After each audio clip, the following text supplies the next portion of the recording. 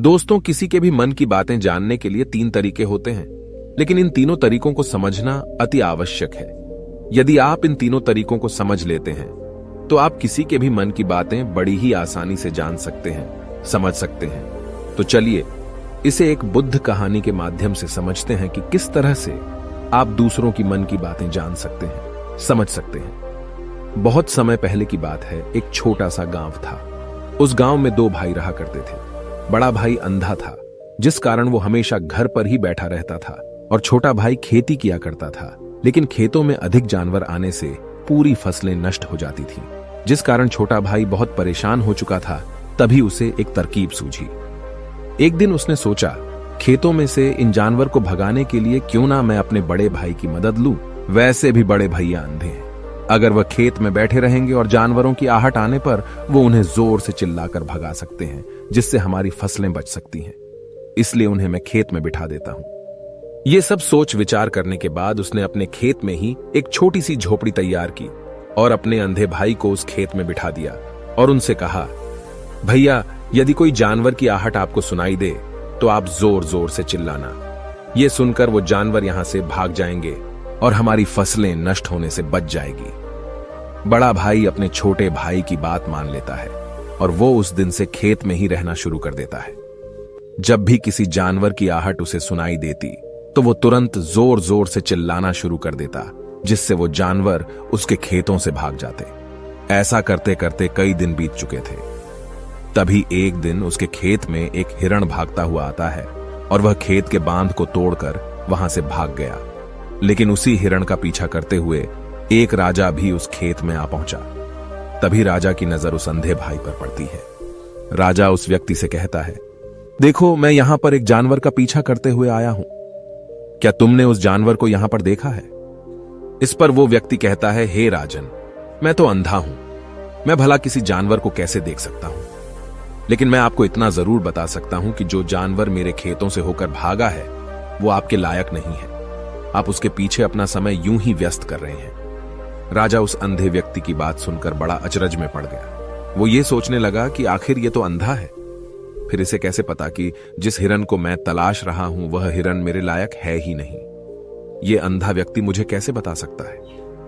तभी राजा उस अंधे व्यक्ति से कहता है, कहीं तुम मुझसे झूठ तो नहीं कह रहे? एक तरफ तुम ये कहते हो कि तुम अंधे हो और दूसरी तरफ तुम ये भी कह रहे हो कि जो जानवर यहां से भागा है वो मेरे लायक नहीं है। इस पर वो अंधा व्यक्ति कहता है, हे राजन, जिसे आप एक हिरण समझ रहे हैं, असल में वो एक हिरण नहीं है बल्कि एक हिरणी है, और वो भी गर्भवती है। और जहां तक मुझे ज्ञान है, मैंने कभी किसी राजा को किसी गर्भवती हिरणी का शिकार करते हुए नहीं सुना है। और इसी कारण मैं आपसे ये कह रहा हूं कि वो हिरणी आपके लायक नहीं है। आप उसके पीछे अपना समय व्यर्थ ना करें। यह सुनकर राजा और भी अचरज में पड़ गया। वो ये सोचने लगा कि आखिर ये अंधा आदमी ये कैसे जान सकता है कि वो हिरणी है और गर्भवती है। राजा कुछ देर सोच विचार करने के बाद अपने सेनापति से कहता है, सेनापति जी, मुझे वो जानवर जिंदा चाहिए, क्योंकि मुझे यह पता करना है क्या वह हिरणी है और क्या वह गर्भवती है। क्योंकि यह अंधा आदमी बहुत विश्वास के साथ कह रहा है और मुझे इस बात की पुष्टि करनी है। यदि वह हिरणी हुई और गर्भवती हुई तो वह हमारे शिकार के लायक नहीं है, क्योंकि हम तो एक हिरण का पीछा कर रहे थे। इसलिए जाओ और पता करो कि क्या वो हिरणी है। सेनापति राजा से आज्ञा लेकर आगे की ओर बढ़ चलता है और कुछ देर बाद जब वह वापस लौट कर आता है तो वह राजा को कहता है, हे राजन, इस अंधे आदमी ने जो भी बातें कही हैं वो बिल्कुल सही हैं। वो एक हिरणी ही है और वह गर्भवती भी है। यह सुनकर राजा आश्चर्यचकित रह गया। उसे समझ नहीं आ रहा था कि आखिर अंधा आदमी कैसे पता कर सकता है कि वह जानवर एक हिरणी है, और तो और वह गर्भवती है। भला एक अंधा आदमी यह कैसे देख सकता है? यह कैसे जान सकता है? आखिर इसे यह कैसे पता चला? ऐसे कई सारे प्रश्न अब राजा के मन में उमड़ने लगे। अब राजा ने यह ठान लिया था कि मुझे इस बात की तह तक पहुंचना ही है कि आखिर यह अंधा आदमी कैसे जानता है कि वह जानवर एक हिरणी है। यह सोचकर राजा उस अंधे आदमी के पास जाता है और उस अंधे आदमी से कहता है, देखो, मैं ये तो नहीं जानता कि तुम सचमुच अंधे हो या नहीं, लेकिन मैं तुमसे एक बात जानने आया हूं। क्या तुम मेरे प्रश्न का सही सही जवाब दोगे? इस पर अंधा व्यक्ति कहता है, हे राजन, आप जो कुछ पूछना चाहते हैं मुझसे पूछ सकते हैं, मैं आपको बिल्कुल सच सच जवाब दूंगा। इस पर राजा कहता है, देखो, एक तो तुम कहते हो कि तुम अंधे हो और दूसरी तरफ तुमने यह बता दिया कि जिस जानवर का पीछा मैं कर रहा हूं वह एक हिरणी है, और तो और वह गर्भवती भी है। आखिर तुम्हें यह कैसे पता चला? तुम्हारे खेत में और भी तो जानवर आते होंगे, और भी तो जानवर यहां से गुजरते होंगे, फिर तुमने यह कैसे अंदाजा लगाया? तभी वह अंधा व्यक्ति राजा से कहता है, हे राजन, आप जिस हिरणी का पीछा कर रहे थे वही हिरणी जब मेरे खेत में आई, उसकी रफ्तार और उसके भागने की आहट से मुझे यह एहसास हो चुका था कि यह एक हिरणी है, और मेरे खेत की जो बांध है वह बहुत छोटी है, उसकी ऊंचाई ज्यादा नहीं है। यदि कोई हिरण होता तो उस बांध को बड़ी आसानी से लांघ जाता, लेकिन वह हिरणी इस बांध को तोड़कर भागी है, और यदि वह इस बांध को छलांग लगाकर पार करने का प्रयास करती तो इससे उसके बच्चे को खतरा होता, और इसी बात से मैंने यह पता लगा लिया कि वह गर्भवती है। इस कारण वह ज्यादा ऊंची छलांग न लगाकर मेरे खेत की बांध को तोड़ते हुए भाग गई। इस पर राजा के मन में एक और प्रश्न उठा। राजा ने कहा, किंतु तुम्हें कैसे पता चला कि वो एक हिरणी ही है? और भी तो कोई जानवर यहां पर आ सकते हैं। इस पर वो अंधा व्यक्ति कहता है, हे राजन, मैं पूरा दिन सुबह शाम यहीं पर बैठा रहता हूं, और मेरी सुनने की शक्ति बहुत तेज है। मैं ये बाफ जाता हूं कि कौन सा जानवर मेरे खेत में आया है, और उसी के आधार पर मैं जोर जोर से चिल्लाता हूं ताकि वो मेरे खेत से भाग जाए और मेरे खेत की फसलों को नष्ट न कर पाए। राजा उस अंधे आदमी का यह जवाब सुनकर पूरी तरह से संतुष्ट हो चुका था। वो मन ही मन ये सोच रहा था कि आदमी भले ही अंधा हो, लेकिन ये तो बड़ा ज्ञानी मालूम पड़ता है।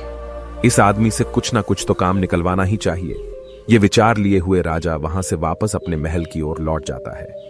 राजमहल पहुंचते ही राजा उस अंधे व्यक्ति से कहता है, आप तो बड़े ज्ञानी व्यक्ति है, आपको किसी भी बात का पता बड़ी आसानी से चल जाता है। आज मैंने आपको यहां पर इसलिए बुलाया है क्योंकि मैं आपसे ये जानना चाहता हूं कि मेरी पत्नी पतिव्रता है या नहीं। इस पर वो अंधा व्यक्ति कहता है, हे राजन, ये कैसा प्रश्न हुआ? इस पर राजा कहता है, मैंने आपसे बिल्कुल उचित प्रश्न किया है, मुझे इस प्रश्न का उत्तर दीजिए। इस पर वो अंधा व्यक्ति कहता है, हे राजन, ये सारी बातें जाने दीजिए। आपकी शादी को इतने साल बीत चुके हैं, और अब आप ये बात क्यों जानना चाहते हैं? आपके मन में ऐसे प्रश्न क्यों उठ रहे हैं? इस पर राजा जिद करते हुए कहता है, देखिए, आपको मुझे इस प्रश्न का उत्तर तो देना ही होगा। यदि आप मुझे इस प्रश्न का उत्तर नहीं देंगे तो मैं आपको मृत्युदंड दे दूंगा। राजा के मुख से यह बात सुनकर वो अंधा व्यक्ति कहता है, हे राजन, यदि आप इस प्रश्न का उत्तर चाहते हैं तो उसके लिए आपको मेरा एक काम करना होगा। राजा कहता है, बोलो, मुझे क्या काम करना होगा? इस पर व्यक्ति कहता है, इसके लिए आपकी पत्नी को मेरे साथ कमरे में अकेले छोड़ना होगा। उस अंधे व्यक्ति की यह बात सुनकर राजा पहले तो क्रोधित हो जाता है, लेकिन फिर कुछ सोच विचार करने के बाद वह उस व्यक्ति की बात मान लेता है और अपने सेनापति को आदेश देता है, सेनापति जी, इस व्यक्ति को और मेरी पत्नी को एक कमरे में कुछ देर के लिए अकेला छोड़ दे। सेनापति बिल्कुल वैसा ही करता है। अब राजा की पत्नी और अंधा आदमी एक कमरे में बंद हो चुके होते हैं। तभी वो अंधा आदमी राजा की पत्नी से कहता है, मुझे आपको छूना है। इस बात पर रानी अत्यधिक क्रोधित हो जाती है और उस अंधे आदमी को वो पकड़ पकड़ कर पीटने लगती है, कभी हाथों से तो कभी लातों से तो कभी पटक पटक कर। इस तरह से उन्होंने उस अंधे आदमी की खूब पिटाई की। उसके बाद किसी तरह से वह अंधा आदमी अपनी जान बचाकर वहां से भाग निकलता है और वह राजा के पास पहुंचता है और वह राजा से कहता है, हे राजन, आपकी पत्नी पतिव्रता नहीं है। यह बात सुनकर राजा अत्यधिक क्रोधित हो उठता है और राजा अपनी तलवार निकालकर सीधा अपनी पत्नी की ओर जाता है और क्रोधित होकर वह अपनी रानी से कहता है, रानी जी, आज मैं जो भी सवाल आपसे करने वाला हूं उसका मुझे सच सच जवाब दीजिएगा, और यदि आपने एक शब्द भी झूठ कहा तो मैं आपका अभी के अभी सर धड़ से अलग कर दूंगा। तभी आगे वह राजा कहता है, मुझे बताइए, क्या आप पतिव्रता हैं या नहीं? इस पर रानी कहती है, हे राजन, आप भले ही मुझे जान से मरवा दीजिए, लेकिन मैं पतिव्रता नहीं हूं। राजा यह बात सुनकर बहुत खुश हुआ, क्योंकि उस अंधे आदमी ने जो भी कहा था वह बिल्कुल सच था। यह बात सुनकर तुरंत ही राजा उस आदमी के पास पहुंचता है और आकर उस अंधे आदमी से कहता है, तुम्हें कैसे पता चला कि मेरी पत्नी पतिव्रता नहीं है? इस पर वह अंधा आदमी कहता है, हे राजन, बड़ी सीधी सी बात है। मैंने तो आपकी पत्नी से बस इतना ही कहा था कि मुझे आपको छूना है, और इस बात पर वह इतना क्रोधित हो उठी कि उन्होंने गुस्से में आकर मुझे लात घूंसों से पीटना शुरू कर दिया। और भला कोई औरत किसी और मर्द को कैसे छू सकती है, लेकिन उन्होंने न आव देखा न ताव, बस लात घूंसे मुझ पर बरसाने शुरू कर दिए। वह भी तो एक छूना ही हुआ, और एक पतिव्रता नारी कभी भी पराये मर्द को नहीं छूती। जब मैंने उसे छूने के लिए कहा था तो वह उस वक्त मुझे मना कर सकती थी, लेकिन उन्होंने तो मुझे पीटना शुरू कर दिया और देखते ही देखते उन्होंने मेरे पूरे शरीर को छू लिया। अब आप ही बताइए, ऐसी स्त्री भला पतिव्रता कैसे हो सकती है? इस पर राजा कहता है, तुम तो बड़े ज्ञानी मालूम पड़ते हो। अच्छा ठीक है, चलो तुम मेरे एक प्रश्न का और जवाब दो। यदि तुमने मुझे इस प्रश्न का सही सही जवाब दे दिया तो मैं तुम्हें यहां से जाने दूंगा। आगे राजा उस अंधे आदमी से कहता है कि तुम मुझे यह बताओ, क्या मैं सच में अपने पिताजी का ही बेटा हूं या फिर किसी और का? इस पर वह अंधा भी कहता है, हे राजन, इस बात से आपका क्या लेना देना? आप किसी की भी औलाद हो, आखिर आप हैं तो इस राज्य के राजा, इसलिए इस प्रश्न को जाने दीजिए। लेकिन राजा कहता है, नहीं नहीं, मुझे इस प्रश्न का सही सही जवाब चाहिए, अन्यथा यह प्रश्न मुझे हमेशा परेशान करता रहेगा। इसलिए मैं इसका सही सही जवाब जानना चाहता हूं। यदि तुम इसका सही सही जवाब दे देते हो तो तुम यहां से जा सकते हो, मैं तुम्हें नहीं रोकूंगा। इस पर वह अंधा आदमी कहता है, हे राजन, इसके लिए तो मुझे आपके मां के पास भी जाने की कोई आवश्यकता नहीं है। मैं आपको अभी अभी यह बता सकता हूं कि आप किसकी औलाद हैं, लेकिन उससे पहले मैं चाहता हूं कि आप मुझसे एक वादा करें कि आप मुझ पर क्रोध नहीं करेंगे। राजन ने कहा, मैं तुमसे वादा करता हूं, मैं तुम पर क्रोध नहीं करूंगा। इसके बाद वह अंधा आदमी राजा से कहता है, हे राजन, आप है तो अपने ही पिता के पुत्र, लेकिन आप पर एक कंजूस सेठ की छाया पड़ी हुई है। यह सुन राजा बहुत क्रोधित हो उठा और वह तुरंत तलवार निकालकर अपनी मां के पास जा पहुंचा। वह वहां पर पहुंचने के बाद अपनी मां से कहता है, मां, मुझे सच सच बताइए, क्या मैं अपने ही पिता का पुत्र हूं या नहीं? यदि आपने मुझे सही सही नहीं बताया तो वह यहीं पर अपने प्राण त्याग दूंगा। मुझे बताओ क्या सच है? इस पर उस राजा की मां कहती है, बेटा, तू है तो अपने ही पिता का पुत्र, लेकिन तुम्हारे ऊपर एक कंजूस सेठ की छाया पड़ी हुई है।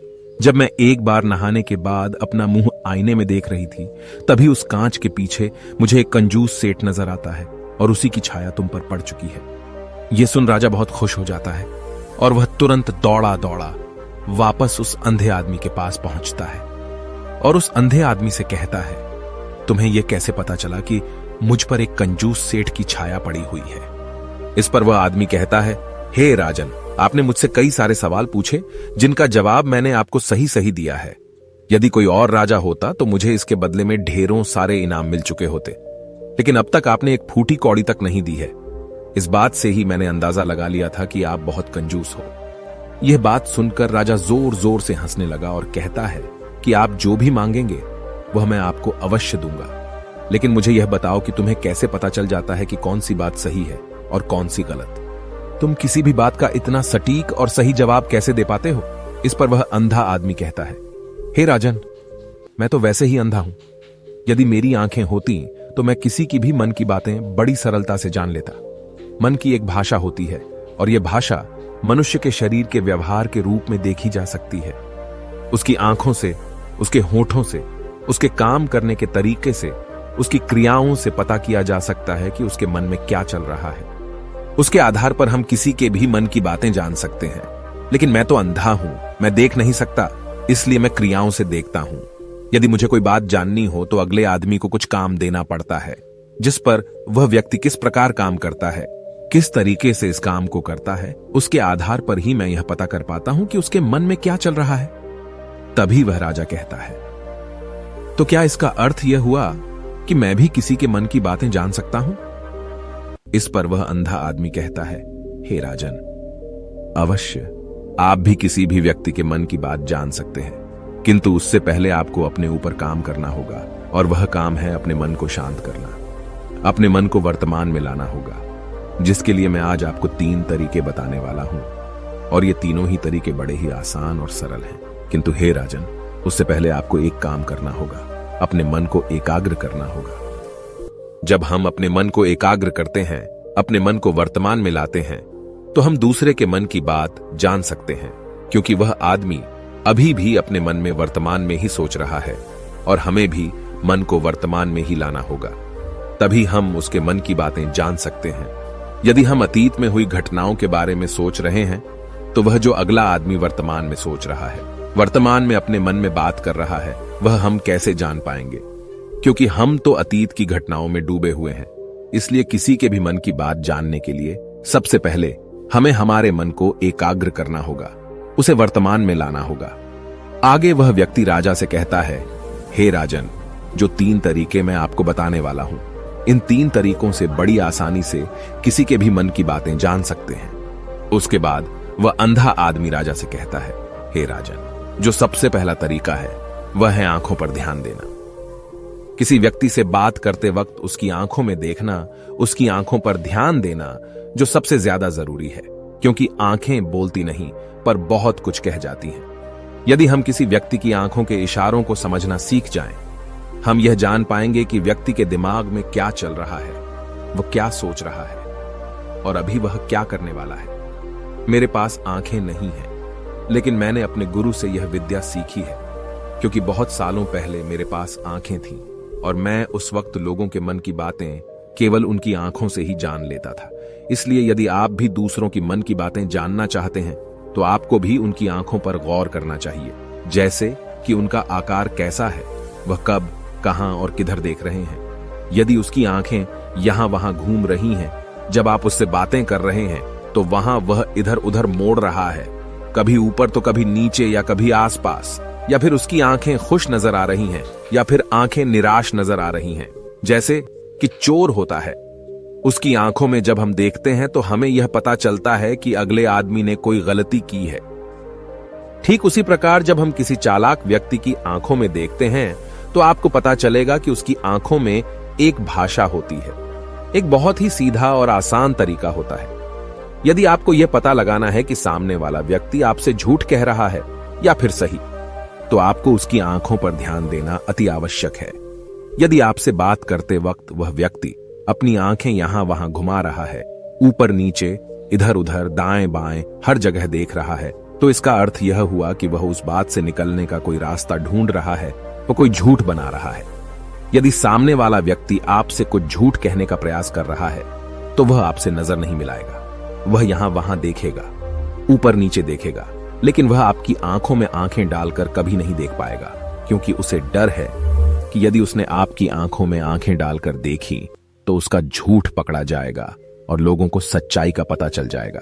और इसी प्रकार कुछ और भी भाषाएं होती हैं। जब आप किसी की आंखों में आंखें डालकर यह देखना शुरू कर देंगे कि उसके हाव भाव क्या है, ठीक उसी प्रकार चेहरे के हाव भाव होते हैं, जिससे हम मन की बातें बड़ी आसानी से समझ सकते हैं और इन्हें भी समझना बहुत जरूरी है। कभी कभी कोई व्यक्ति अपने चेहरे से जैसे आंख, होंठ और बहुत से कुछ अलग अलग व्यवहार करता है। यदि आप किसी व्यक्ति के चेहरे में गौर करेंगे तो आप आसानी से समझ पाएंगे कि वह व्यक्ति निराश है, जब व्यक्ति बहुत उदास है, या फिर वह बहुत खुश है, या फिर उसे कोई बहुत बड़ा दुख है। वह अपने अंदर क्या महसूस कर रहा है, ये सारी बातें हम उसके चेहरे के हाव भाव से पता कर सकते हैं। फिर चाहे इंसान जुबान से कुछ बोले या ना बोले, लेकिन आप उसके चेहरे से सब कुछ पता कर सकते हैं। आगे व्यक्ति राजा से तीसरा तरीका बताते हुए कहता है, हे राजन, इसी प्रकार तीसरी भाषा भी है, अर्थात तीसरा तरीका भी है, और वह है हाथों के इशारे और शरीर का व्यवहार। मन की बात समझने के लिए हमें हाथ के इशारे और शरीर के व्यवहार को समझना बहुत आवश्यक है। कोई व्यक्ति जब बात करता है तो आपने देखा होगा कि वो अपने हाथों को हिलाता रहता है, अपने हाथों से इशारा करता रहता है। बातों के साथ साथ अपना शरीर का जो व्यवहार है, अर्थात बॉडी लैंग्वेज, उसका भी पूरा उपयोग करता है, जिससे हमें यह पता चल पाता है कि वह व्यक्ति हमारी बातों पर कितना ध्यान दे रहा है और उसके मन में क्या चल रहा है। शरीर के व्यवहार को देखने के लिए उसके हाथ मटकाने, शरीर मटकाने और चेहरे पर बार बार हाथ लाने, हाथों का एक दूसरे से मसलना, ऐसी बहुत सी क्रियाएं होती हैं, उस पर हमें ध्यान देना अति आवश्यक है। मन की बात को समझने के लिए हमें शरीर के व्यवहार को भी समझना पड़ता है। यदि हम इन 3 तरीकों को सही तरीके से ध्यान देकर इन 3 तरीकों को अच्छे से समझ लेते हैं तो हम बहुत जल्दी किसी भी व्यक्ति के मन की बातें बड़ी सरलता और सहजता से जान सकते हैं। इसलिए यदि आपको किसी के मन की बातें जानी है तो आपको उसकी आंखों पर, उसके चेहरे पर, उसके शरीर के हाव भाव को और उसके हाथों को ध्यानपूर्वक देखना और समझना होगा, जिससे आप यह समझ पाएंगे कि आखिरकार उसके मन में क्या चल रहा है और वह क्या सोच रहा है। लेकिन उनसे पहले आपको अपने मन को एकाग्र करना होगा, शांत करना होगा और अपने मन को वर्तमान में लाना होगा। तभी आप उस व्यक्ति की इन सभी क्रियाओं पर ध्यान दे पाएंगे, उन्हें समझ पाएंगे। अन्यथा आप यदि अतीत की घटनाओं में व्यस्त हैं, भविष्य की योजनाओं में व्यस्त हैं, तो आप उस व्यक्ति के हाव भाव पर कभी ध्यान ही नहीं पाएंगे और न ही आप कभी यह समझ पाएंगे कि आखिर उस व्यक्ति के मन में क्या चल रहा है, वह क्या सोच रहा है। आपने देखा होगा कि ऐसे कई बड़े संत महात्मा हैं जो बड़ी ही शांति से आपको देखते हैं और आपको देखकर ही ये बता देते हैं कि आपके मन में क्या चल रहा है, आप उनसे क्या जानने आए हैं। और इसका सबसे बड़ा प्रमुख कारण यही है कि वह आपको पढ़ सकते हैं, आपको समझ सकते हैं, आपकी मन की बातें जान सकते हैं, क्योंकि उनका मन एकाग्र है, शांत है। और यही कारण है कि वह आपके मन की बातें बड़ी सरलता से समझ जाते हैं। यदि आपने अब तक पूरी कहानी को सुना है तो मैं आपसे एक छोटा सा अनुरोध करना चाहता हूं। कृपया इस चैनल को सब्सक्राइब करें ताकि मैं आपके लिए और भी ऐसी ही ज्ञान से भरपूर कहानियां लेकर आ सकूं। नमो बुद्धाय। मिलते हैं एक नई कहानी के साथ अगली वीडियो में।